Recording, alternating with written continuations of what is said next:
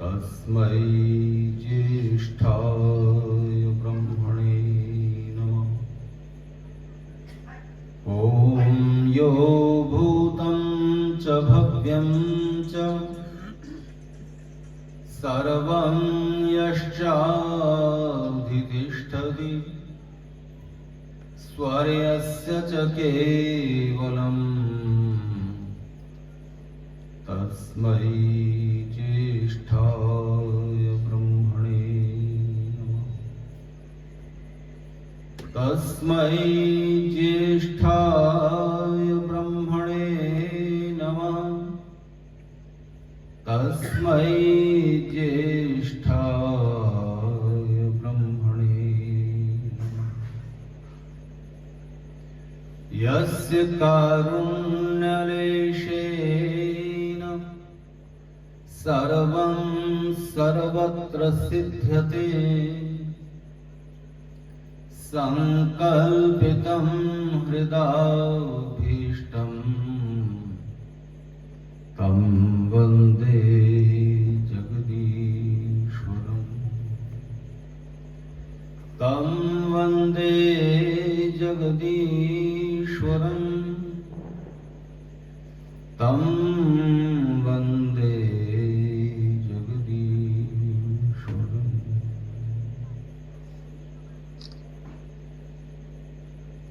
आर्य जगत के सुप्रसिद्ध संगीत धारा के प्रवाह और आप सबको बड़ी देर से उद्वेलित कर रहे सम्मानित श्री पंडित भानु प्रकाश जी,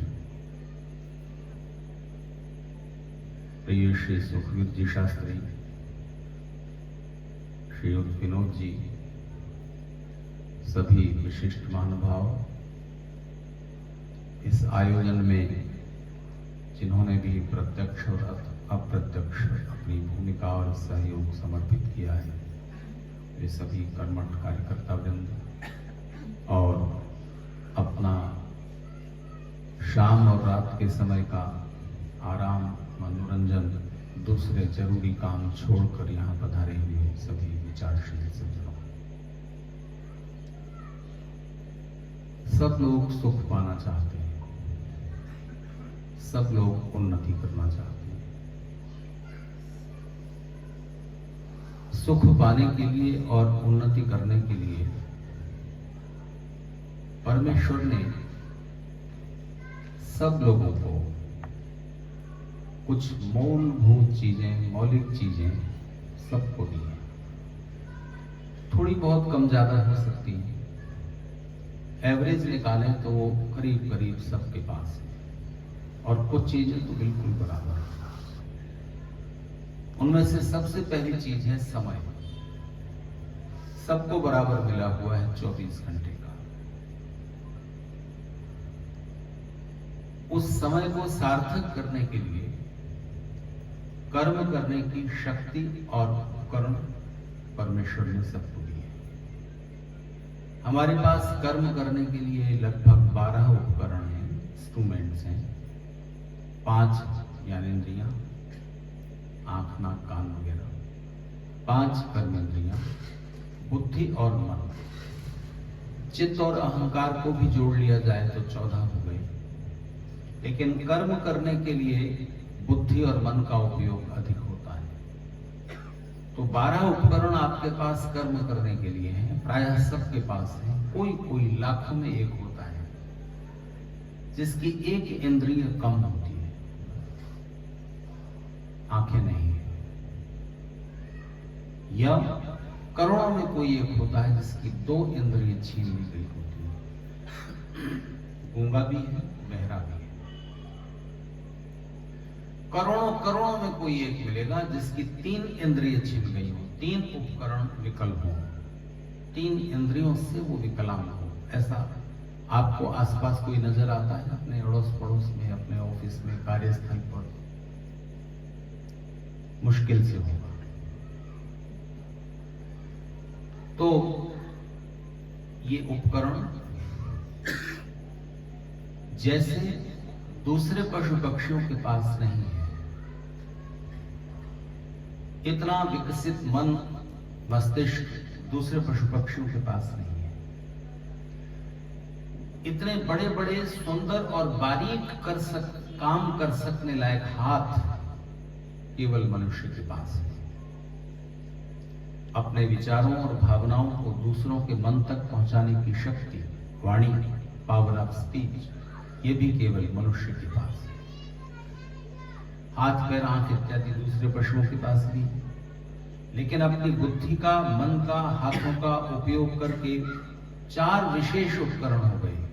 हाथ, बोलने की शक्ति, बुद्धि और मन। इन चारों का उपयोग करके मनुष्य बहुत प्रकार के सुख और बहुत प्रकार के उन्नति के आयाम छूता है।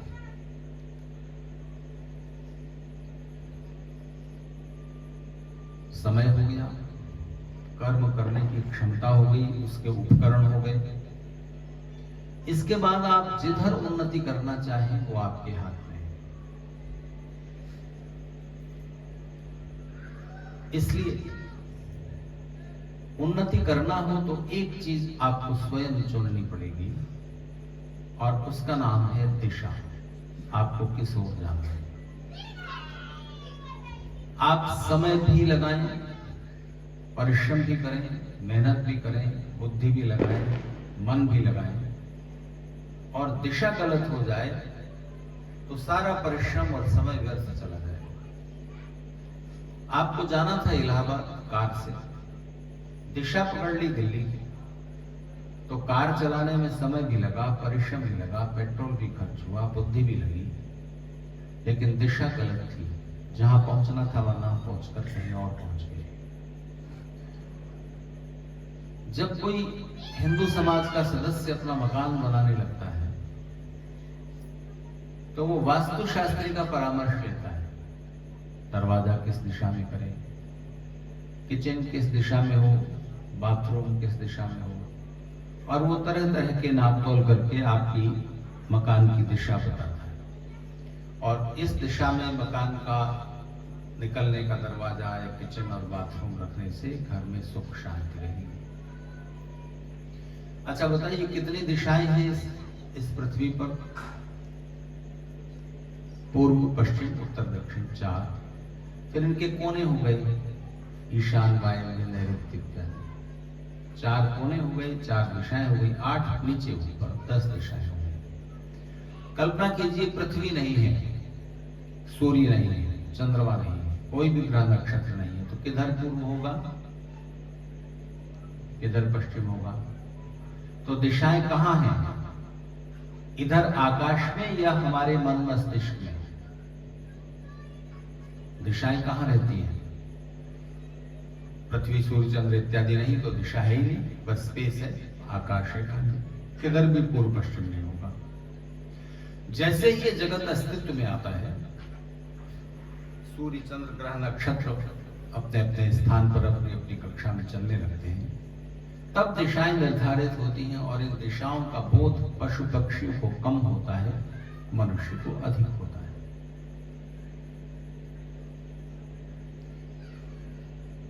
इस पृथ्वी पर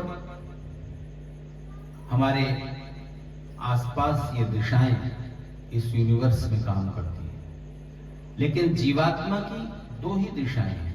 किसी भी जीवात्मा, खासतौर से जो मनुष्य शरीर में आया है, उसकी 2 ही दिशाएं हैं। कौन कौन सी?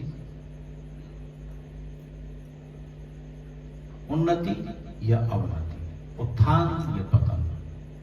या तो आगे बढ़ो वरना पीछे हट जाओ। संस्कृत में इस दुनिया को विश्व कहा जाता है। विश्व का मतलब सब, सारा, जिसमें ऑल।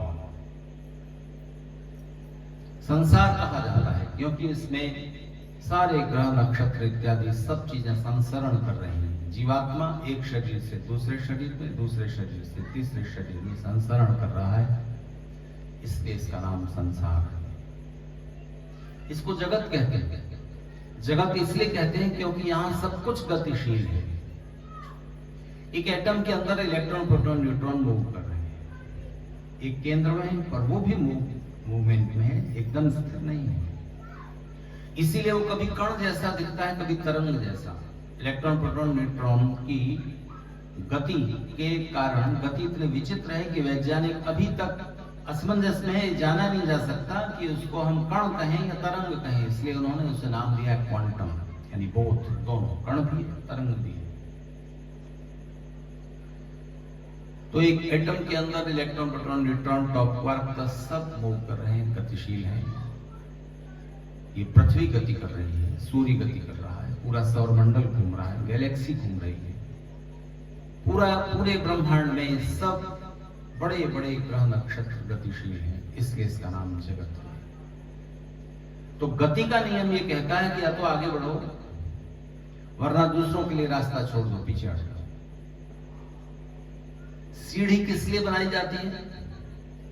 सीढ़ी का कोई भी डंडा इसलिए नहीं है कि आप उस पर खड़े होकर आराम करने लगे, या तो आगे बढ़िए वरना नीचे जाइए। तो उन्नति और अवनति दो ही दिशाएं हैं जीवात्मा की। सब लोग उन्नति चाहते हैं और उन्नति के जो मूलभूत नियम हैं उनको न समझकर, उनका अवलंबन न करके आप मकान की दिशा इधर से उधर करके अपने बिजनेस या जीवन में उन्नति नहीं कर सकेंगे। जरा सोचिए,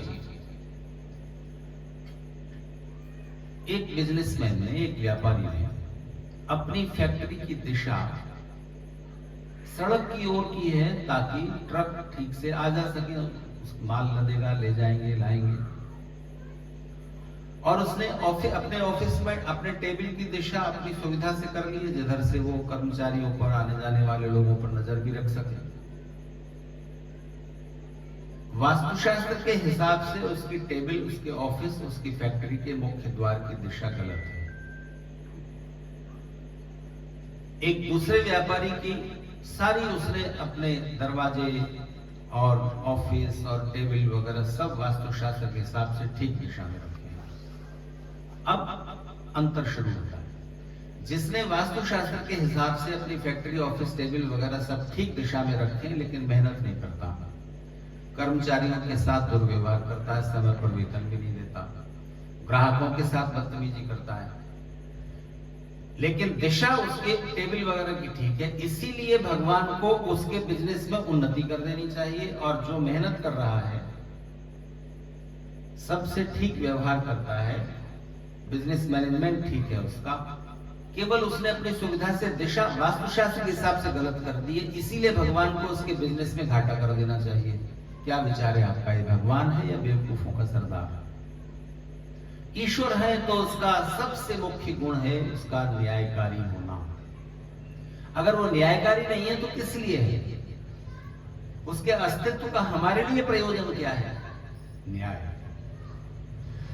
परमेश्वर के 3 मुख्य काम कहे जाते हैं। इस संसार को बनाना, बनाकर पालन करना और संहार करना।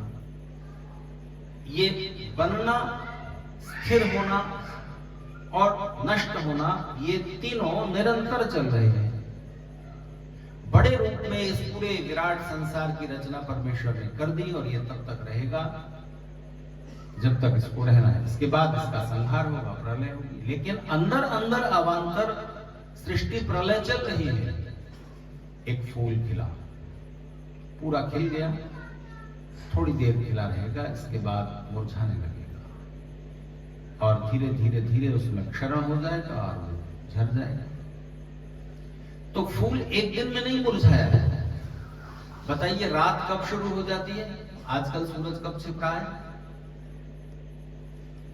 6:30 बजे से अंधेरा होना शुरू हो जाता है। तो रात कब से शुरू हुई? गर्मियों में दिन कब छिपता है? 7:30 बजे तक उजाला रहता है। तो रात कब से शुरू हो जाती है गर्मियों में? ध्यान दीजिए, जैसे ही दिन के 12 बजे उसके अगले सेकंड से रात शुरू हो गई। एक सेकंड में नहीं आ गई, सेकंड सेकंड सेकंड सेकंड करके दिन ढल रहा है। जैसे ही रात के 12 बजे सूर्योदय निकट आने लगा, अंधकार अपने पीक पर, अपने शिखर पर पहुंचा और प्रकाश शुरू हो गया। बुढ़ापा कब शुरू हुआ था? जिस दिन आप पूर्ण युवा हो गए थे। इतना धीरे धीरे हुआ है कि उसके लक्षण सामने आने में समय लगता है।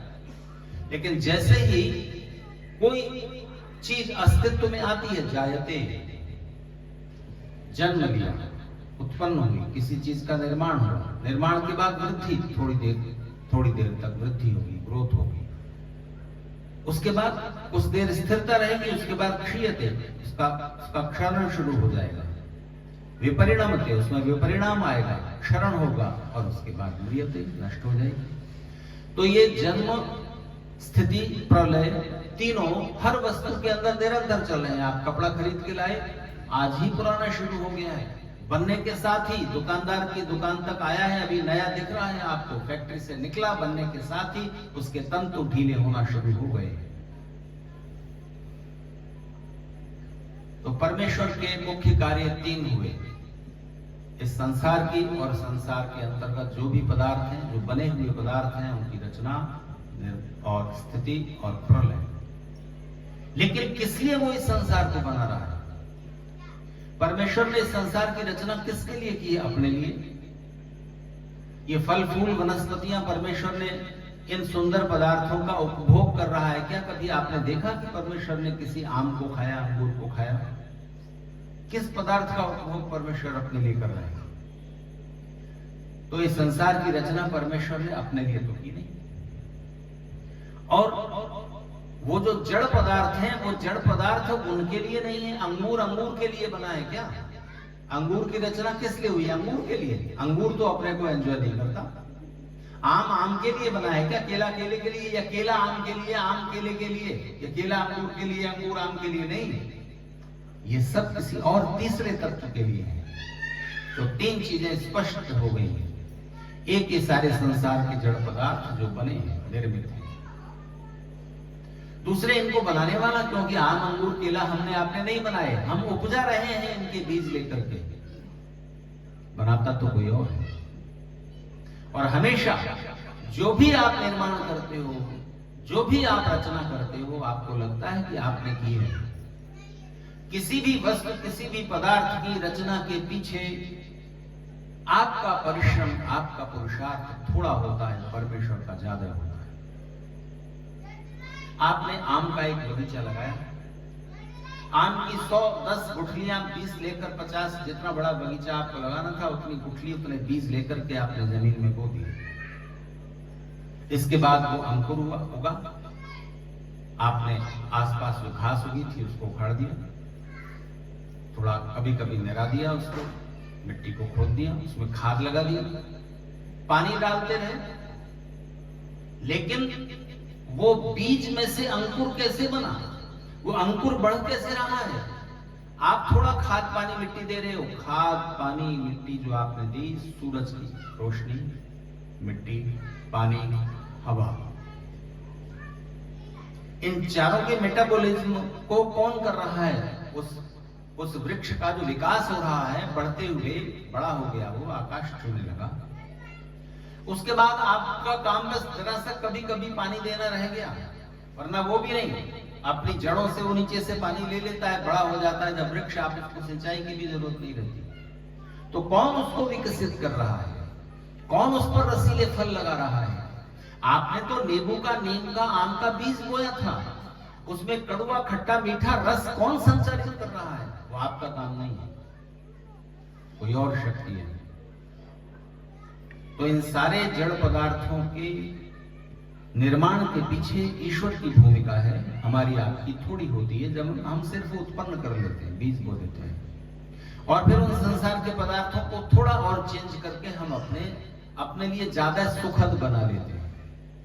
धान आपने पैदा किया, पैदा करने में ईश्वर की भूमिका अधिक है, आपकी थोड़ी। आपने बोया है, खेत जोत करके, इसके बाद में उस धान को छिलका अलग करना, उसे उबालना, उबालकर उसमें और थोड़ा फ्राई कर लेना, ये सब आप करके उसको थोड़ा और चावल को सुखद बना लेते हो, उसका पुलाव बना लेते हो, खा लेते हो।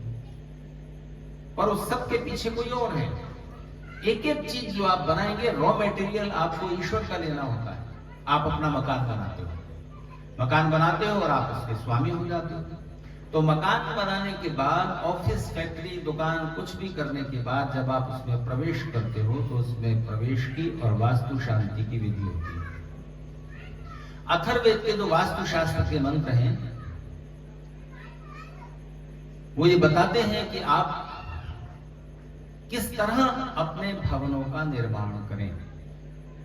तो जो आर्किटेक्चर है, जो वास्तु विज्ञान है कि भवन कैसे बनाए जाएं, वो वास्तुशास्त्र है वास्तविक। तो आप जब अपना मकान बनाते हो तो आप वास्तुपति हो जाते हो। बनी हुई, बनाई हुई, क्रिएटेड, कंस्ट्रक्टेड जो भी थिंग्स हैं, जो भी चीजें हैं, वो सब वस्तु या वास्तु कहलाती हैं संस्कृत में। तो इस पूरे संसार का निर्माण जिसने किया है उस परमेश्वर का एक नाम वास्तुपति है। भगवान को असंख्य नामों से पुकारा जाता है, पुकारा जा सकता है, क्योंकि उसके गुण और शक्तियां अनंत हैं। वो विराट है, बड़ा है, इसलिए उसका नाम विराट भी है, ब्रह्म भी है, बृहत है। वो विष्णु है, क्योंकि वेवेष्टि व्याप्नोति चराचरम जगत सब विष्णु। सारे संसार में, हर कण में, हर जगह, हर मन में वो मौजूद रहते हुए संसार की रक्षा व्यवस्था संचालन कर रहा है, इसलिए उसका नाम विष्णु है। वो शिव है, क्योंकि कल्याण करता है। वो रुद्र भी है, कभी कभी रुलाता भी है, पर अंतर यह है कि उसके दिए हुए आंसुओं के पीछे भी कोई न कोई कल्याण छिपा हुआ होता है, इसलिए वो एक साथ ही रुद्र भी है और शिव भी है। तो जिस जिस गुण को स्मरण करते हुए और जिस जिस परिस्थिति में आप ईश्वर का स्मरण करें, प्रार्थना करें, परमेश्वर को उस नाम से पुकारते हुए प्रार्थना की जाती है। इसलिए आपका अलग अलग समय में इष्ट देव और इष्ट देवी अलग अलग हो जाते हैं। जब आप धन की चाहना कर रहे हो तब आपकी इष्ट देवी लक्ष्मी है। जब आप विद्या की चाह कर रहे हो तब आपकी इष्ट देवी सरस्वती है। कोई व्यक्ति सारा जीवन सरस्वती की साधना में लगा देता है, उसकी इष्ट देवी सरस्वती हुई। जो धन की कामना में लगा हुआ है उसकी लक्ष्मी है। तो आपके इष्ट का मतलब चाहा हुआ, जो भी आपकी चाह है, आपकी इच्छा है, वो इष्ट देव या देवी जो भी है उस नाम से ईश्वर को पुकारें। तो जब आप अपना भवन निर्माण करते हैं और उसमें वास्तु शांति की प्रवेश की विधि करते हैं तो परमेश्वर को वास्तुपति या वास्तुषपति नाम से पुकारते हैं। आप भी छोटे मोटे वास्तुपति हैं। आपने इस पूरे संसार की बजाय एक छोटा सा अपना संसार बनाया है, अपना एक घर, अपना एक मकान, अपना एक ऑफिस। लेकिन ध्यान दीजिए, कुछ भी बनाया, रॉ मेटेरियल ईश्वर से उधार लिया। कच्चा माल कहां से लिया? ईश्वर का बनाया। ईंटें लगी, मिट्टी कहां से ली? प्रकृति से, ईश्वर के बनाए संसार से। लोहा कहां से लिया? ईश्वर का बनाया हुआ। पत्थर कहां से लिए?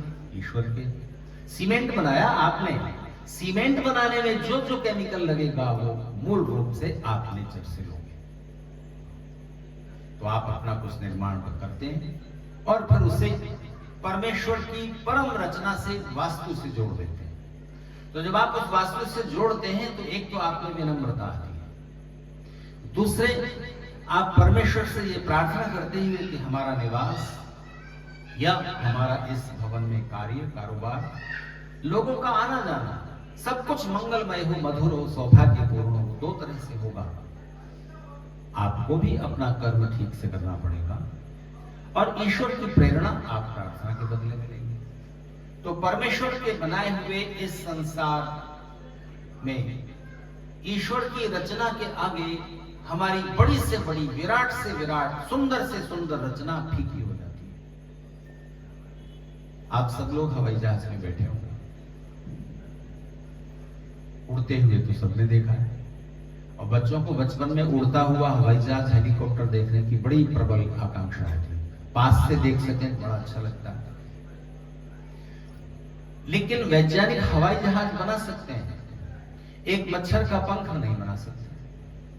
आपके शरीर का एक एक अंग जो ईश्वर ने बना कर दिया है, उसका कोई सब्स्टिट्यूट अभी तक साइंस और टेक्नोलॉजी के पास नहीं है।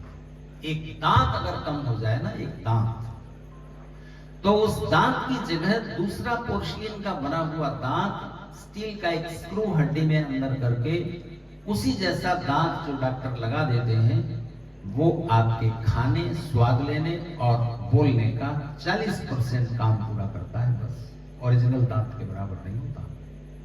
किडनी खराब हो जाए, आंखों में विकार आ जाए। अरे एक बाल दूसरा बनाकर बताओ।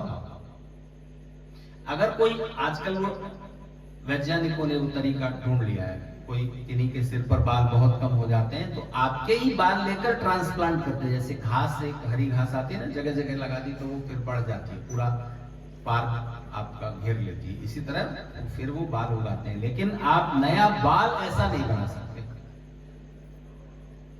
तो परमेश्वर के बनाए इस अद्भुत संसार को परमेश्वर ने अपने लिए नहीं बनाया है, हमारे आपके लिए बनाया है। तो तीन चीजें स्पष्ट हो गई।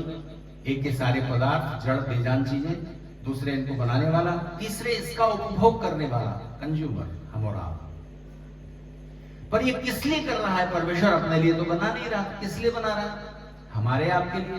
तो हमारे आपके लिए बना रहा है ना, तो हमको आपको सुख के साधन और सुख का उपभोग करने के उपकरण, उसमें जो अंतर है, किसी के पास ज्यादा सुंदर शरीर है, किसी के पास ज्यादा तेज दिमाग है, किसी के पास कम तेज दिमाग है, कोई विकलांग हो गया, ये जो अंतर है ये क्यों है?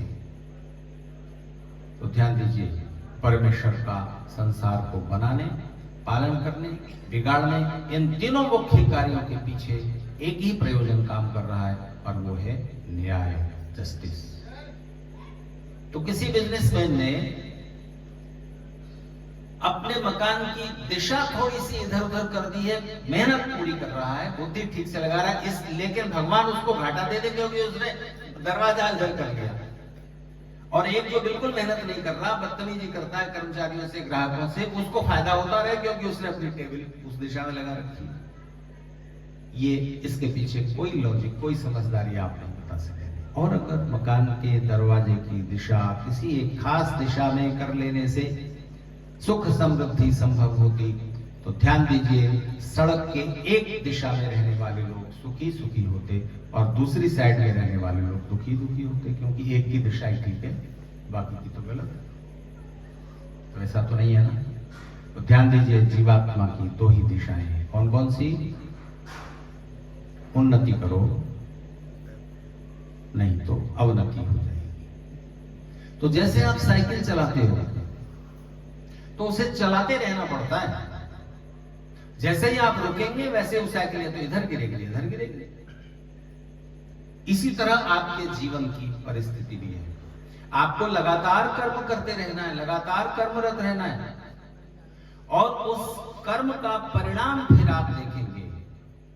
अब यहां एक प्रश्न उठता है कि कोई व्यक्ति जीवन भर मेहनत करता है, बहुत मेहनत करता है, बहुत मेहनत करता है, उसको सफलता मिलती है थोड़ी,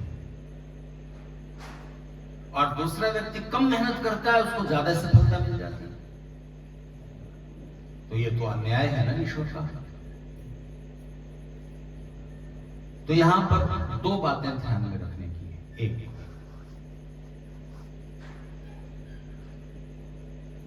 कर्म कई तरह के होते हैं। कर्म करने में मेहनत लगती है ना, पुरुषार्थ लगता है, परिश्रम लगता है, प्रयास लगता है। बिना प्रयास के तो कुछ कर्म होगा नहीं। तो कर्म करना 5 तरह के, किसी भी सुख को पाना हो और किसी भी दुख को हराना हो, कुछ भी अच्छा चाहिए आपको, कुछ भी अचीव करना हो, कुछ भी प्राप्त करना हो, और किसी भी दुख को हराना है, 5 तरह के पुरुषार्थ, 5 तरह के कर्म, 5 तरह के प्रयास करना आपको 99% स्थितियों में सफलता प्राप्त होगी। 1% जो छूट गया वो क्या है? 1% जो छूट जाएगा, 5 प्रकार के प्रयास कर लेने के बाद भी सफलता नहीं मिली, तो समझना कि अब या तो आपका कोई बड़ा कर्म फल रुकावट है, और दूसरी बात, ईश्वर ने जो आप पाना चाहते हैं उसको न मिलने में ही आपका कल्याण सोचा है। आप तो कल्याणपुरम के पास ही रहते हो ना? ऐसा एक उपनगर है ना कानपुर, यही कल्याणपुर है। कल्याणपुर है ये। तो सुख और कल्याण में क्या अंतर है ये पता है आपको? बड़ी बड़ी भारी समस्या है कि लोग सुख के अभिलाषी हैं, सब लोग, कल्याण की दिशा में बढ़ने के लिए सब लोग प्रवृत्त नहीं होते। तो जीवन में सुख और कल्याण मिले हुए रहे, ऐसे दिशा में चलो। प्रयास ऐसे करो, जीवन को इस तरह जियो कि सुख और कल्याण मिले हुए चलते रहे। उदाहरण से समझो, जब आप मिठाई खाते हैं, घी चिकनाई खाते हैं, तली हुई फ्राइड चीजें खाते हैं, तो वो स्वाद लगती है। स्वाद लगती है तो सुख मिल रहा है ना। आपने रसगुल्ला खाया, सुख मिला, साथ ही शरीर को पोषण भी मिला, एनर्जी भी मिली। ठीक है। सुख और कल्याण, कल्याण का मतलब शरीर का पोषण, शरीर की भलाई, शरीर का अच्छा होना, शरीर का विकसित होना, शरीर का मजबूत होना, स्वस्थ होना। तो आप स्वस्थ हैं और मिठाई खा रहे हैं, तो मिठाई आपको पोषण भी देगी और स्वाद भी देगी, सुख और कल्याण मिले हुए हैं। जैसे ही डायबिटीज हो गई किसी को, अब सुख और कल्याण विरोधी हो गए। अब मिठाई खाने में सुख तो मिलता है, कल्याण नहीं। तो सुख और कल्याण मिले हुए चलते रहे जीवन भर, इस तरह जीवन जीना। सुख और कल्याण मिले हुए रहे, उस परिस्थिति का नाम भद्र है। तो परमेश्वर से एक वेद मंत्र में जो प्रार्थना की गई है वो इतनी डिवाइन है, इतनी दिव्य है कि उस प्रार्थना के बाद शायद कुछ और मांगना बाकी नहीं रहता था। विश्वानि देव सवितर दुरितानि परासो, हे सविता देव, सविता सब संसार को बनाने वाले देव परमेश्वर, हमारे विश्वानि सारे दुरितानि दुख और उनके कारण परासो दूर कीजिए। जो भी हमारे जीवन में, परिवार में दुख हैं, दुखों के कारण हैं, वो सब परासो हमसे, हमारे जीवन से, परिवार से दूर कीजिए। यद भद्रम, जो भी सुख और कल्याण है, तन वह हमें आसुव प्राप्त कराइए। अच्छा, फिर और कुछ मांगना बाकी रह गया इसके बाद? ये भी गायत्री मंत्र है, गायत्री छंद में है ये भी। तो सुख और कल्याण मिले हुए रहे तो भद्र हुआ। जैसे ही टकरा जाएं, टकराने लगे, किसी किसी अवस्था में ऐसा होगा कि सुख और कल्याण विरोधी हो गए, तो सुख को स्वीकार कर लेना, कल्याण को छोड़ देना। तो देखो, जीवन की जो कुछ चीजें जहां टकराव होगा और आपको कोई एक छोड़ देनी होगी, इसकी एक सरल श्रृंखला, एक चेन समझ लीजिए। जब सुविधा और सुख में विरोध हो तो सुविधा को छोड़ देना, सुख को स्वीकार कर लेना। सुविधा और सुख भी बहुत बार मिले हुए रहते हैं, बहुत बार टकरा जाते हैं। जैसे आप कार में बैठे जा रहे हो, इलाहाबाद जा रहे हो, तो आप अकेले जा रहे हो, एसी चल रहा है और कार में बैठे आप चले जा रहे हो, तो सुविधा में हो ना। बस की बजाय तो सुविधा में हो। बस की बजाय आपकी यात्रा कार में ज्यादा सुविधा से, ज्यादा फैसिलिटीज के साथ हो रही है। आराम से बैठे हो गद्देदार सीट पर, कोई झटके नहीं, कोई भीड़ भाड़ नहीं। तो यहां सुविधा और सुख अभी मिले हुए हैं।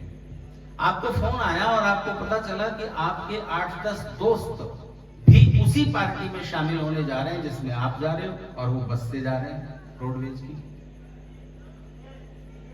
तो आप बोलते हो, ओहो, सुविधा तो कार में है लेकिन मजा दोस्तों के साथ हंसते बोलते, जोक सुनाते और उसमें ज्यादा। तो आप ड्राइवर को बोलते हो, कार वापस ले जाओ, उस बस में मुझे छोड़ दे। तो आपने सुविधा को छोड़ दिया, सुख को ग्रहण कर लिया।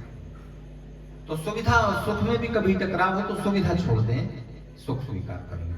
सुख और कल्याण में विरोध हो तो आप समझ गए कि सुख छोड़ दीजिए, कल्याण को स्वीकार कर लीजिए। कल्याण और आनंद में विरोध हो तो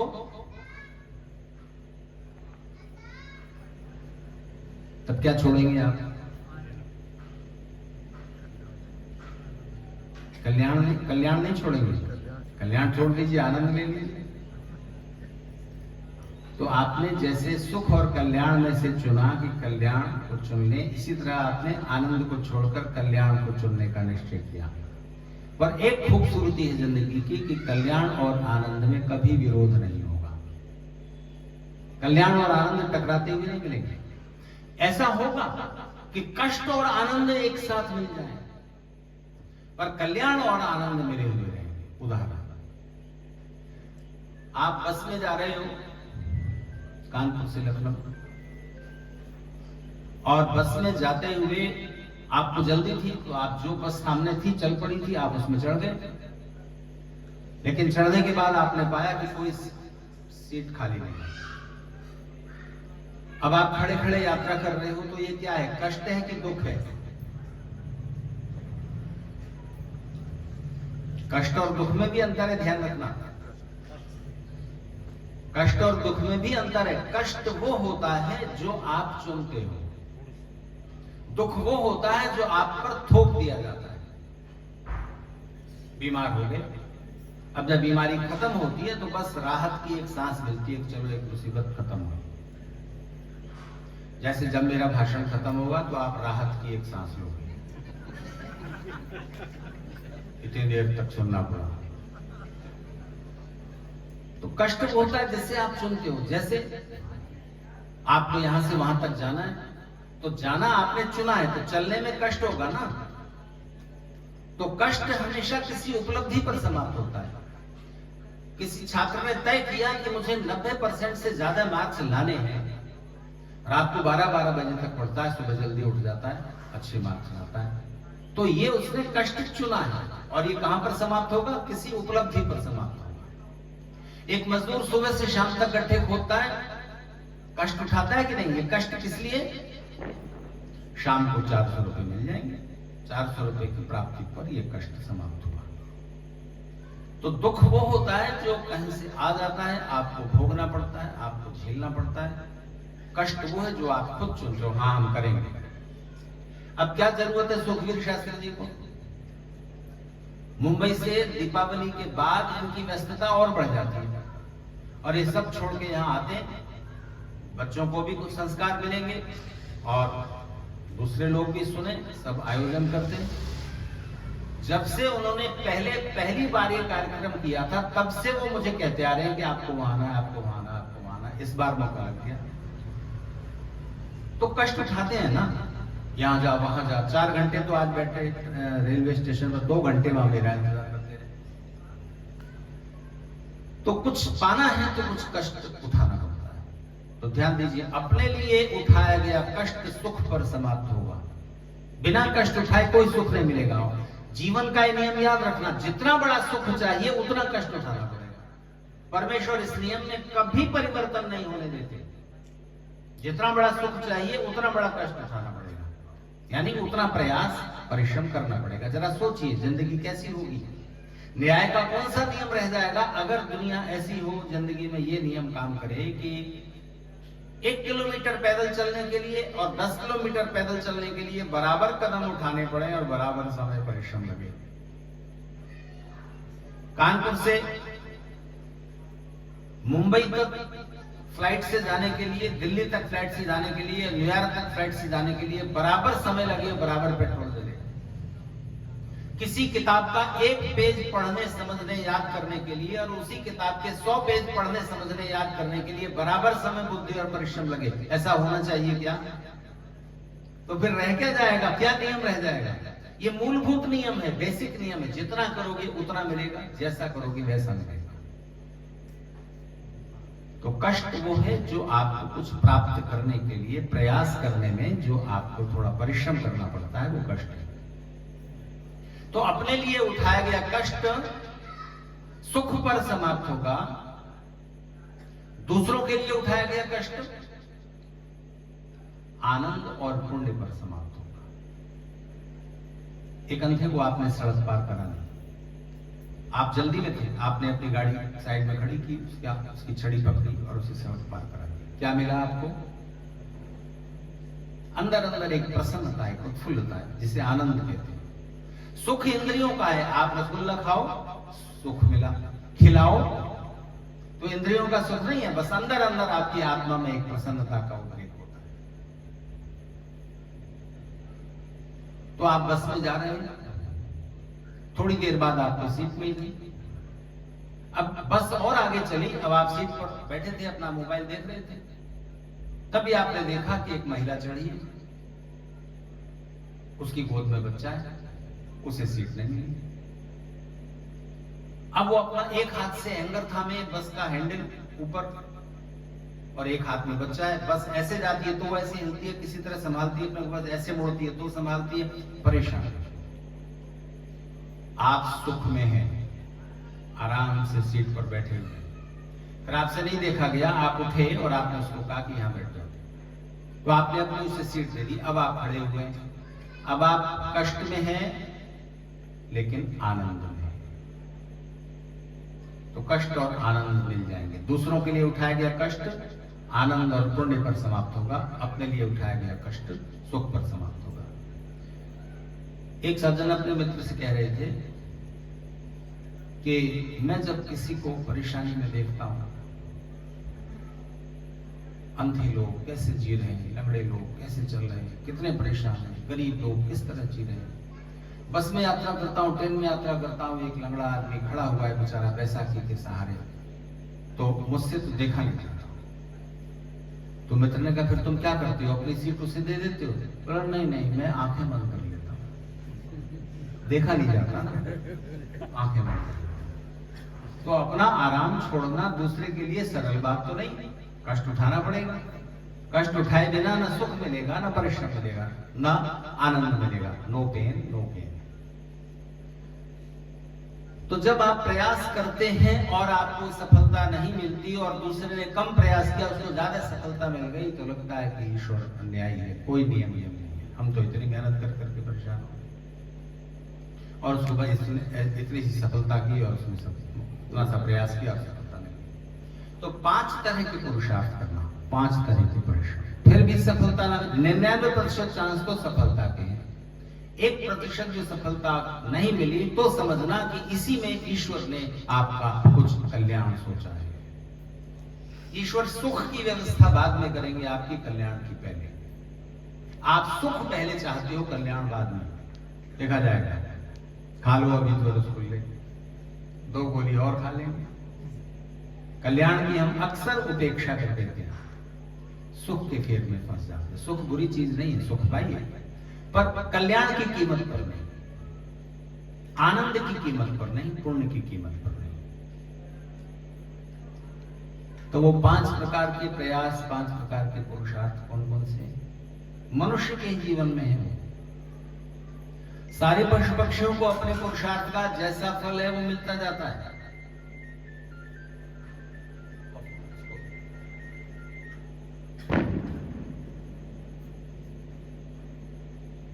जंगल में एक पशु को क्या करना पड़ता है? दिन भर क्या करना पड़ता है? केवल 2 काम है उसके। भोजन कहां मिलेगा, एक तो ये उसकी चिंता है, दूसरे अपने से ज्यादा ताकतवर प्राणी से अपनी रक्षा कैसे करूं, बस वही चिंता है। इसके लिए वो दिन भर करता है और जितना घूमता है उतना उसे घास मिल जाती है। जो शाकाहारी है उनको वनस्पतियां उगी हुई है, घास उगी हुई है, खाते हैं, और जो मांसाहारी है उनको मांस मिल जाता है। जंगल में 80% प्राणी शाकाहारी होते हैं, 20% मांसाहारी होते हैं, शेर, चीता, भेड़िया वगैरह। ध्यान दीजिए, ये मांसाहारी प्राणी जंगल के सफाई कर्मचारी हैं। अब कानपुर की तरह वहां नगर पालिका तो है नहीं। 80% जो शाकाहारी प्राणी हैं, रोज हजारों की संख्या में प्राणी मरेंगे कि नहीं मरेंगे? तो वो नगर पालिका तो है नहीं कि उनके शव को उठाकर कहीं ठिकाने लगा देगी। क्या होगा उनका? सड़ेंगे, बीमारियां फैलेंगी, जंगल में जीवन खत्म हो जाएगा। और ध्यान दीजिए, जंगल में जीवन खत्म हुआ तो मनुष्य जीवित रह जाएगा, ये संभव नहीं है। एक फूल नहीं खिल सकता धरती पर अगर तितलियां ना हो, भौरे ना हो, मधुमक्खियां ना हो।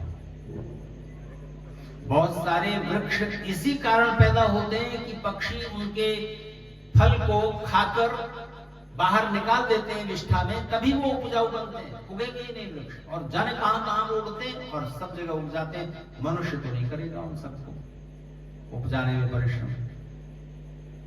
तो एक वृक्ष जितनी क्लोरोफिल, जितनी ऑक्सीजन निकालता है, आपके जीवन के लिए जरूरी है। पशु पक्षी, कीट पतंग ये सब न हो, जीवन समाप्त हो जाएगा। इसलिए जब विवाह संस्कार हो रहा होता है तो कन्यादान से पहले हिंदू परंपरा में गौदान है। बोलिए क्यों? शादी हो रही है, शादी हो रही है, कन्यादान से पहले गाय कहां से बीच में आ गई? गाय देनी है, जायजब दे दो दामाद को। अब भी संस्कार के समय गौदान का मतलब क्या है? संदेश है, बड़ा भारी संदेश है। मनुष्य के अलावा सारे प्राणियों को प्रतिनिधित्व देते हुए गाय उपस्थित होती है और मनुष्य से कहती है कि मनुष्य, अगर मनुष्य बेरहम हो गया, निर्दय हो गया, निष्करुण हो गया तो सारे प्राणियों को मार डालेगा और फिर आपस में एक दूसरे को मारेगा। शादी करने जा रहे हैं, ऋषियों ने गौदान वहां जोड़ा है क्योंकि गाय सारे प्राणियों के प्रति करुणा का भाव उपजाते हुए उपस्थित होती है।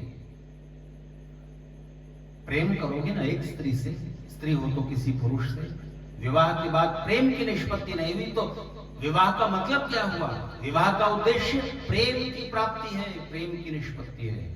दो शरीर एक प्राण हो जाना। ध्यान दीजिए, गाय संदेश दे रही है, जो मनुष्य जिन प्राणियों से उसका कोई रिश्ता नहीं है, कोई परिचय नहीं है, उन पर दया नहीं कर सकता, तो जिनसे रिश्ता है उनसे प्यार भी नहीं कर सकता। करुणा पहले, प्रेम बाद में। अगर आपके मन में करुणा का भाव नहीं है तो भूल जाइए कि आप किसी को निस्वार्थ प्रेम कर सकेंगे। तो सारे प्राणियों के प्रति दया का, करुणा का भाव उपजाने के लिए विवाह संस्कार में यह विधि जोड़ी गई है।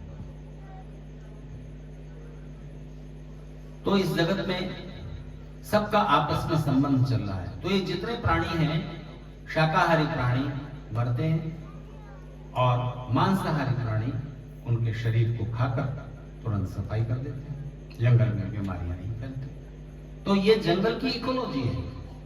लोग जो कहते हैं कि जीवो जीवस्य भोजनम, मूर्खता की बात है। गलत इकोलॉजी स्कूल कॉलेज में पढ़ाई जा रही है। इकोलॉजी का मतलब जीवन कैसे चल रहा है, तो इसका आधार बताते हैं। मेढक कीड़ों को खा रहा है, सांप मेढक को खा रहा है, मोर सांप को खा रहा है, मोर को कोई और खा रहा है। इस तरह जीवन का चक्र चल रहा है। बड़ी मछली छोटी मछली खा रही है, उससे बड़ी उसको खा रही, उससे बड़ी उसको खा रही, इस तरह जीवन चल रहा है। नहीं, जीवन एक दूसरे का जीवन बचाने से चल रहा है। मांसाहारी प्राणी भी जीवन की रक्षा कर रहे हैं। जीवन रहे इसलिए मांसाहारी प्राणी हैं। और ध्यान दीजिए, कितनी विचित्र बात है। जंगल में, अच्छा ये बताइए, कोई शेर, चीता, भेड़िया किसी चिड़िया का शिकार कर सकता है कभी? असंभव, कभी नहीं मार सकता। वो दौड़ जाएगी, नहीं कर सकता शिकार। तो चिड़िया को क्या पड़ी है कि जैसे ही कोई हिंसक जानवर आता है, आसपास पशु चल रहे हैं, घास चल रहे हैं, हिरन है, जंगली भैंसे और दूसरे पशु घास वास चल रहे हैं अपना, जैसे ही कोई जंगली पशु दिखाई देता है, चिड़ियां चहचहाने लगती हैं, अजीब सी आवाज निकालती हैं और सारे शाकाहारी प्राणियों को सावधान कर देती हैं। उनकी कोड लैंग्वेज है, उनको सारे पशुओं को पता लग जाता है कोई हिंसक जानवर है, चिड़ियां बोल रही हैं और सब सावधान हो जाते हैं। आसानी से शिकार नहीं कर पाता कोई हिंसक जानवर शाकाहारी पशुओं का। तो चिड़ियां दूसरे प्राणियों का जीवन बचाने में उस हिंसक प्राणी से सहयोग कर रही हैं, जबकि उनका कोई नुकसान नहीं हो रहा। शेर उनका शिकार नहीं कर सकता, पर वो दूसरों का जीवन बचाने के लिए प्रयास करते हैं। इसके बाद देखिए, मांसाहारी प्राणी मांस खा लेते हैं। मांस बहुत जल्दी दांतों में सड़ता है, दांतों में अटका रह ही जाएगा, चाहे शेर हो चाहे भेड़िया हो। अब दांतों में अटका रह जाएगा तो सड़न पैदा करेगा, थोड़े दिनों में दांत खराब हो जाएंगे। अब जंगल में कोई डेंटिस्ट बैठा हुआ है उनके दांतों का इलाज करने के लिए, दांत खराब हो गए तो भूखों मर जाएंगे, फिर मांस खा नहीं सकेंगे, तब भी जीवन खत्म हो जाएगा। तब एक पक्षी है, संस्कृत में उसका नाम भूलेंगे, लंबी चोंच होती है उसकी। जैसे ही शेर किसी पशु का मांस खा पी के बैठ गया, वैसे ही वो पक्षी कहीं से आता है और शेर के, चीते के, भेड़िए के सिर पर बैठ जाता है। और जैसे ही वो सिर पर बैठा, शेर अपना मुंह ऐसे खोल देता है और बस उसके दांतों में फंसे हुए मांस के कण वो पक्षी खा लेता है। उस पक्षी का पेट भर गया, शेर के दांत साफ हो गए। ये है इकोलॉजी। जीवन इस तरह चल रहा है, एक दूसरे का जीवन बचाने से चल रहा है। तो सब प्राणियों के प्रति दया का भाव रखने की भावना जगाते हुए गौदान की व्यवस्था की गई। तो जब आप ईश्वर के न्याय पर प्रश्न खड़े करते हैं तो अपने कर्म की व्यवस्था पहले ठीक से देख लीजिए। ईश्वर ने तो सर्वत्र अपने न्याय और इतनी सुसंगत व्यवस्था की है, उसमें विकृति मनुष्य लाता है। तो पशुओं के अलावा मनुष्य को भोजन के अलावा भी कुछ पाना है। पशु को क्या पाना है? दिन भर का उसका क्या प्रोग्राम है? भोजन। और दूसरे पशु पक्षियों से अपना बचाव, दूसरे ज्यादा ताकतवर प्राणियों से अपना बचाव, तो ही प्रोग्राम है। मनुष्य को बहुत कुछ चाहिए। मनुष्य को केवल शरीर के सुखों तक सीमित नहीं रहना है। मनुष्य को बौद्धिक सुख भी चाहिए, मानसिक सुख भी चाहिए, आध्यात्मिक आनंद भी चाहिए। तो आपके जीवन के 4 तल हैं, 4 लेवल हैं: शरीर, बुद्धि, मन और आत्मा। Physical, intellectual, psychological and spiritual. इन चारों स्तरों पर आपको सुख और आनंद पाना है। कितने प्रकार के सुख और आनंद बिखरे पड़े हैं, और आप उन सब सुखों को पाइए। लेकिन ध्यान दीजिए, सुख शरीर के स्तर के हैं। आनंद की ओर आप तब बढ़ते हैं जब शरीर से गहरे गहरे सुखों की ओर आपकी दृष्टि होती है। अभी आपको क्या मिल रहा है? सुख, दुख या आनंद? यहां आकर इस सत्संग में बैठकर कुछ बातें सुनकर जो आपको मिल रहा है वो कान का सुख है या आंख का? बताइए।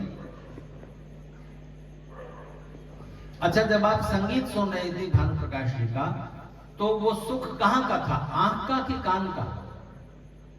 बोलिए ना। कान का।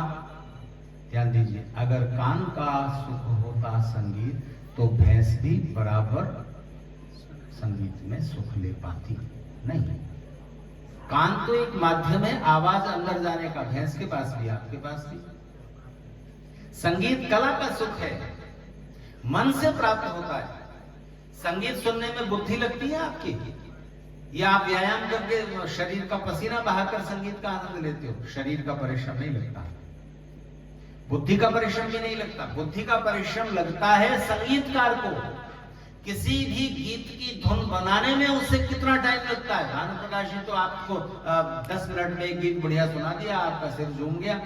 उस गीत की धुन बनाने में उनके कितने दिन लगते हैं? पूछो। समय लगता है, परिश्रम लगता है। तो अगर संगीत का रस पाने में आपको बुद्धि लगानी पड़े तो संगीत का रस खत्म। किसी फिल्म को समझने में अगर आपको इतनी बुद्धि लगानी पड़े जितना फिजिक्स, मैथ्स पढ़ने में लगानी पड़ती है, तो उस फिल्म का मजा खत्म। तो वो मन का रस है। बुद्धि का रस क्या है? जब आप कोई कठिन चीज समझते हो, और जब उस कठिन चीज को आप समझ लेते हो, आपको एक नई बात पता लगती है, तब वो जो रस है वो ज्ञान का रस है। तो जैसे ही आप बुद्धि और मन के क्षेत्र में प्रवेश करते हैं, वैसे ही आप सुख से आनंद की ओर थोड़ा बढ़ रहे होते हैं। वास्तविक आनंद ईश्वर की प्रार्थना उपासना में है, आध्यात्मिक। उससे पहले बुद्धि और मन के क्षेत्र में आनंद की एक झलक आपको मिलेगी। तो इन चारों स्तरों पर आपको सुख और आनंद पाने, पशु को केवल खाने पीने का सुख मिलेगा, आपको बुद्धि, मन और आत्मा के आनंद भी प्राप्त करने हैं। तो जीवन की सफलता क्या है, आप ये बताइए। आप ये कहते हो ना कि किसी को बहुत जल्दी सफलता मिल गई, थोड़े परिश्रम से सफलता मिल गई, तो मैं आपसे पहले ये पूछता हूं कि सफल होने का मतलब आप क्या समझते हैं? पहले ये बात स्पष्ट हो जाए। सफलता का मतलब? अच्छा, मुकेश अंबानी सफल व्यक्ति हैं आपके विचार में? सफल है ना? नरेंद्र मोदी सफल है ना? प्रधानमंत्री बन गए। अमिताभ बच्चन सफल है ना? तो अगर सफलता का पैमाना, सफलता का मानदंड आप ये समझते हो कि जो व्यक्ति बहुत धनवान हो गया वो सफल है, जो व्यक्ति बहुत ऊंचे पद पर बैठ गया, प्रधानमंत्री, राष्ट्रपति हो गया, वो सफल है, या जो बहुत फेमस हो गया, बहुत प्रसिद्ध हो गया, वो सफल है, तो आप यही सफलता के मानदंड समझते हो, तब तो धरती पर 1500 लोग ही सफल हैं, जो देशों के राष्ट्रपति हैं, प्रधानमंत्री हैं, करोड़ोंपति हैं, जिनके नाम हर साल एक मैगजीन निकलती है, फॉर्च्यून 500, 500 भाग्यशाली लोग, तो उनके नाम छपते हैं, जो बड़े बड़े रसूखदार लोग हैं, किसी देश के राष्ट्राध्यक्ष हैं, उनका प्रभाव है, उनकी बात का असर यूएनओ में होता है, संयुक्त राष्ट्र संघ में, बड़े धनवान हैं, बड़े प्रसिद्ध हैं, तो उन लोगों की गिनती में हम और आप तो कहीं नहीं आते फिर, तो हम तो बिल्कुल असफल आज पैदा हुए, असफल ही जिंदगी हमारी चली जाएगी, यही अर्थ है क्या? नहीं, ईश्वर की दृष्टि में ऐसा नहीं, दुनिया की नजरों में कुछ भी हो। सफलता के गलत मानदंड आपने सोच रखे, इसलिए आप कुछ थोड़े से लोगों को सफल मानते हो और उन्हीं जैसे होना चाहते हो। अगर सुख और आनंद की दृष्टि से देखो, आपको यह पता लगाना चाहिए कि सुखी कौन है। फॉर्च्यूनर में बैठकर जा रहा ज्यादा सुखी है, या बेंटले में बैठा ज्यादा सुखी है, या रोल्स रॉयस कार में बैठकर जा रहा ज्यादा सुखी है? आप इस हिसाब से नापते हो। देखो, आज मैं ट्रेन से आया, ट्रेन में मेरा टिकट था 3AC में, 3AC में वेटिंग था। अब मैं वेटिंग में बैठ गया, जिन्होंने मुझे ट्रेन में बिठाने आए, उन्होंने टीटी से परिचय कुछ स्टेशन मास्टर वगैरह से कराया और कहा कि देखो आचार्य जी हमारे कानपुर जा रहे हैं, वेटिंग है टिकट, तो आप देख लेना। उसने कहा ठीक है, तो उसने कहीं अपनी सीट पर बैठने को कहा कि आप बैठो, बैठना ही तो है, दिन की यात्रा। तो सामने की बर्थ पर जो बैठे थे, उन्होंने मुझसे कुछ ऐसे ही बातचीत शुरू कर दी। 2-3 घंटे की यात्रा होने के बाद एक सज्जन नॉन AC क्लास से, स्लीपर क्लास जो होती है ना, इसमें AC वैसी नहीं होता, वहां से आए, उनका रिजर्वेशन वहां था, उनके साथी वहां AC में बैठे हुए थे, तो वहां उन्होंने मुझे पहचान लिया। वो रांची जा रहे थे, रांची के रहने वाले, तो उन्होंने मुझे पहचान लिया। उनका अरे अच्छा जी आप यहाँ कहां से कानपुर जा रहे हैं? तो अब वहां तो जगह इतनी नहीं थी ठीक से। अब 3AC और स्लीपर क्लास के लोगों में क्या अंतर होता है कि 3AC का आदमी ज्यादा किराया दिया है, मैं क्यों किसको दूसरे को बैठने के लिए जगह वो नहीं देना चाहता, हिचपिच मत बढ़ाओ यहाँ। स्लीपर क्लास का आदमी और 2 लोग बैठ जाओ, कोई बात नहीं भाई, सबको यात्रा करनी है। तो अब ये बताओ, तो वो मुझे ले आए कि आप वहां चलिए, वहां काफी जगह अपना बातचीत करेंगे। तो अब सफलता किस में है, AC यात्रा करने में कि स्लीपर क्लास में? तो सुख जहां है वहां है ना, तो सुख से नापिए जिंदगी को, सुख कितने उठाए, आनंद कितने पाए, पुण्य कितने इकट्ठे किए। तो ध्यान दीजिए, एक उदाहरण से आपसे पूछता हूं, आपकी जीवन के बारे में सोच और समझ ऋषियों के नजदीक होने लगे और आप पछताना बंद कर दोगे, अपने प्रति आत्महीनता बंद हो जाएगी, करे मैं तो साधारण से मकान में रह रहा हूं, उसका मकान देखो। एक बात बताइए, आप दिल्ली से आए, इलाहाबाद से आए, मुगलसराय से आए, ट्रेन से उतरे, ट्रेन लेट हो गई, जैसी कि अक्सर इस लाइन पर होती रहती है। मैं तो इस लाइन पर आते घबराता हूं ट्रेन से, क्योंकि शायद ही कभी ऐसा होता है ट्रेन राइट टाइम पहुंचे। वेस्टर्न रेलवे पर जाओ, मुंबई कोटा, मथुरा कोटा बड़ोदरा होके minute to minute train right time पहुंचती है। क्या होगा कुछ रेलवे का हिसाब किताब। ट्रेन लेट हो गई, आपने ऑटो वाले को कहा कि चल भाई वहां छोड़ दे, कल्याण को। आपने जगह का एड्रेस बताया, उसने कहा कि जी रात है 200 रुपये लूंगा, स्टेशन से इतना ही लगते होंगे। तो आपने कहा चल। तो उसने रात के समय में 1:30 बजे आपको सुरक्षित आपके घर के दरवाजे तक छोड़ दिया। ये उसके कर्म की सफलता है कि नहीं? अगर वो रात को न जागा हुआ वहां रेलवे स्टेशन पर हो, तो मुकेश अंबानी आएंगे क्या आपको अपनी कार में बिठा के आपके घर छोड़ने के लिए? अरे वो अपना काम कर रहा है, आपके लिए जग रहा है, आपको ईमानदारी से शॉर्टेस्ट रूट से आपके घर के दरवाजे पर उसने छोड़ दिया, उसका काम पूरा हो गया। ये उसके काम की सफलता है कि नहीं है? और सब लोग अपना अपना काम कर रहे हैं। एक किसान खेत में अनाज ना पैदा करे, एक मजदूर हल न चलाए, एक मजदूर पत्थर न तोड़े, सड़क बनेगी? कोई बिजली का बल्ब जल जाएगा अगर मजदूर मेहनत ना करे? हर व्यक्ति अपना अपना काम कर रहा है, छोटा बड़ा जैसा भी वो कर सकता है, उससे सबका सुख बढ़ रहा है। तो अब ये बताइए, ऑटो ड्राइवर ने आपको आपके घर के दरवाजे तक छोड़ दिया, ये उसके कर्म की सफलता है कि नहीं? वो अपने कर्म में सफल है। आपने अपने घर के दरवाजे पर आकर उसे कहा 200 रुपए बनते हैं, 150 रुपए का, तो हर कोई 150 रुपए लेता है, चल ले भाग जा। अब ये क्या है? आपने 200 रुपए उसे अगर दे दिए तो ये क्या था?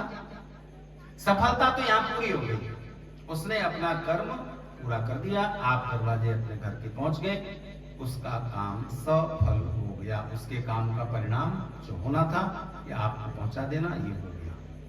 आप जो 200 रुपए दे रहे हो, ये उसके कर्म का प्रतिफल है।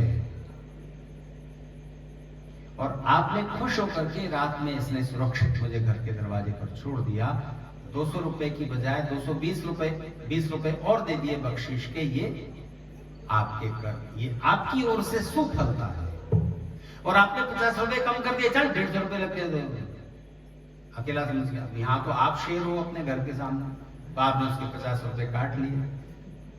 अब ये आपकी निष्फलता है, ये आपके कर्म में ऐड हो गया।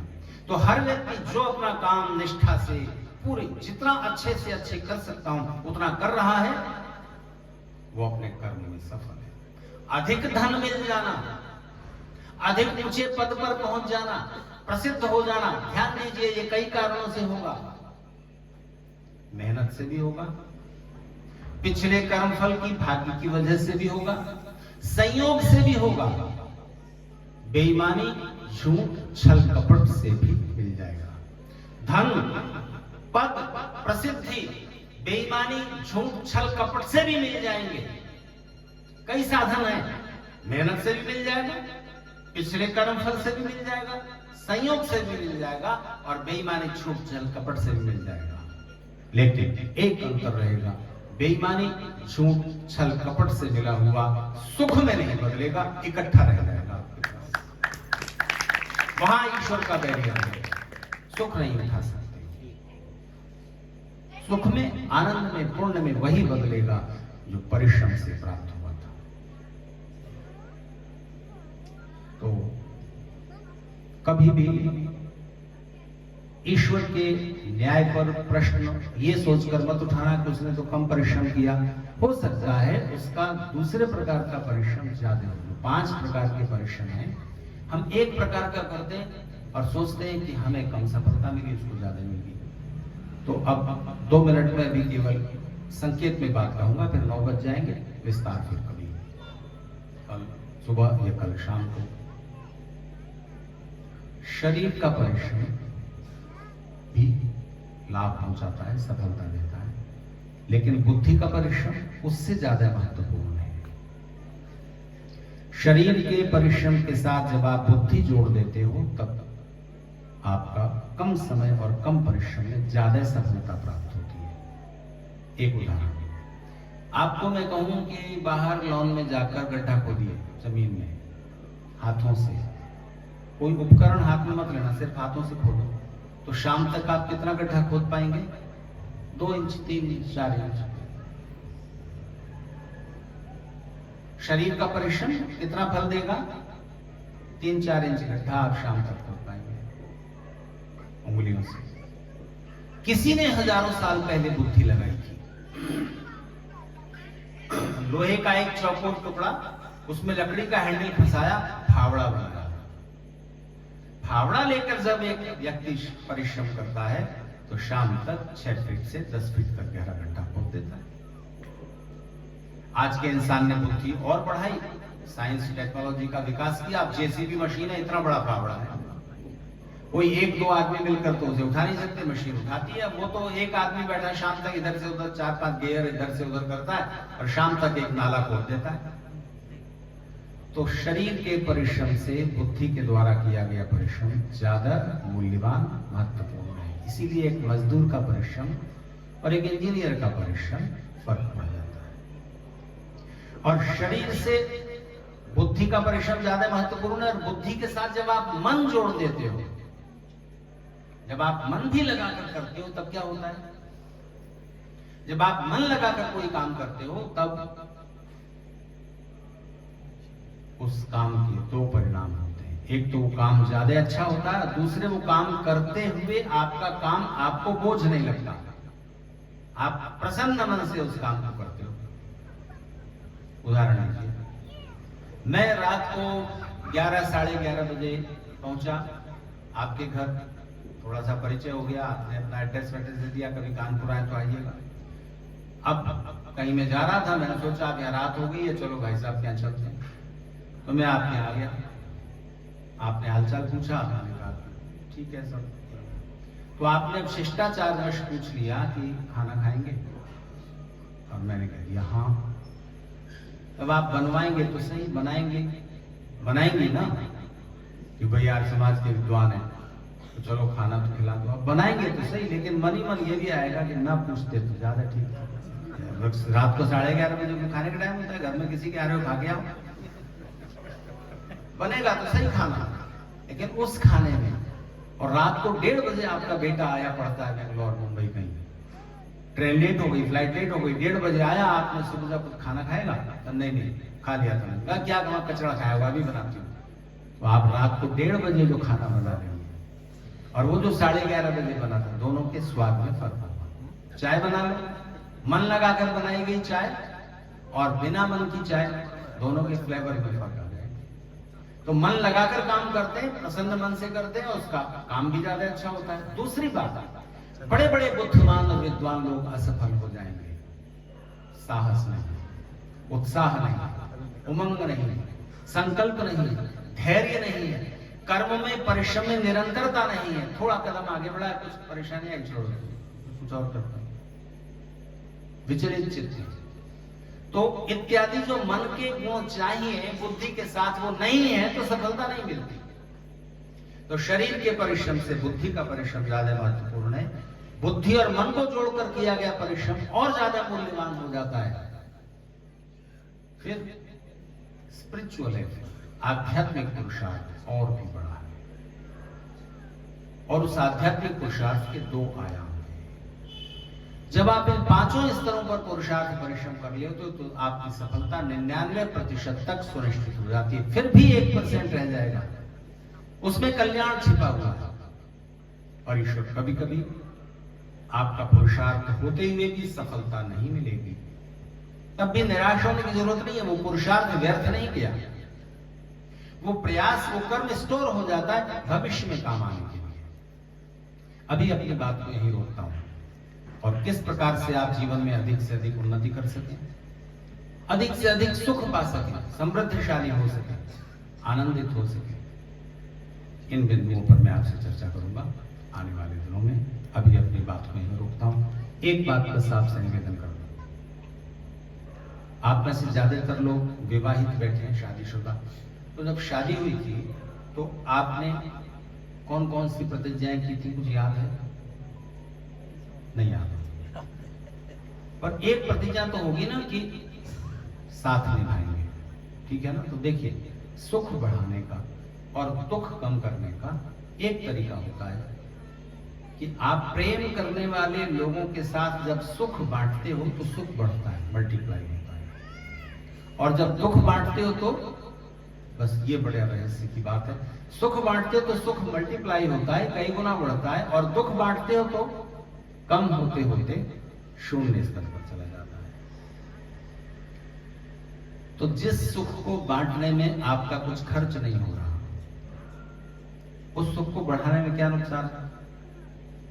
तो आपने सुख दुख में साथ निभाने की कसम खाई थी, तो फिर आप अगर पति हैं तो अकेले क्यों आए, पत्नी है तो अकेले क्यों आई? भाई सुख में साथ ले आओ ना, मित्र को ले आओ, पड़ोसी को ले आओ, और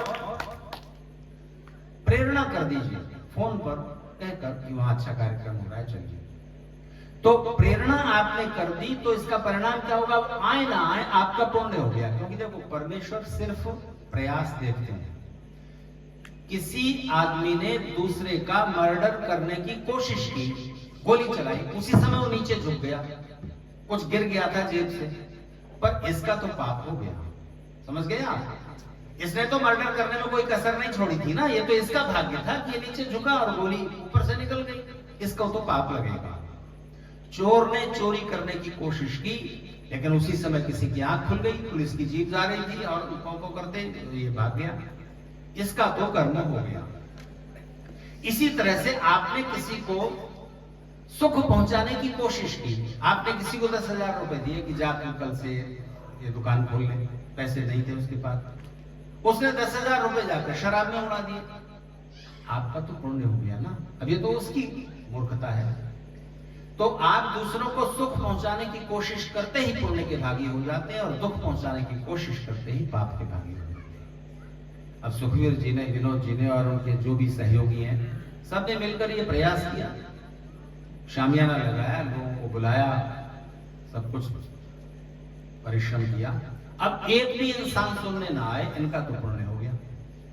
इसी तरह आपने कह दिया लोगों को कि वहां कुछ उपयोगी बातें हो रही है, चलिए, फिर वो ना आए, आपका पुण्य हो गया। तो प्रेरणा करके देख लीजिए, वो आए ना आए ये उनकी बात है, फिर आप अकेले आ जाओ, आपने अपना काम पूरा कर दिया। कोई जागे न जागे ये मुकद्दर उसका, विनोद जी और सुखवीर जी के लिए कह रहा हूं, कोई जागे न जागे मुकद्दर उसका, आपका फर्ज है आवाज लगाते रहिए, विचारों को फैलाते रहिए, कोशिश करते रहिए, फिर लोग सुनेंगे, नहीं भी सुनेंगे, आपका पुण्य हो गया। तो इन्हीं शब्दों के साथ आज की चर्चा को यहीं विराम देता हूं। आप सबका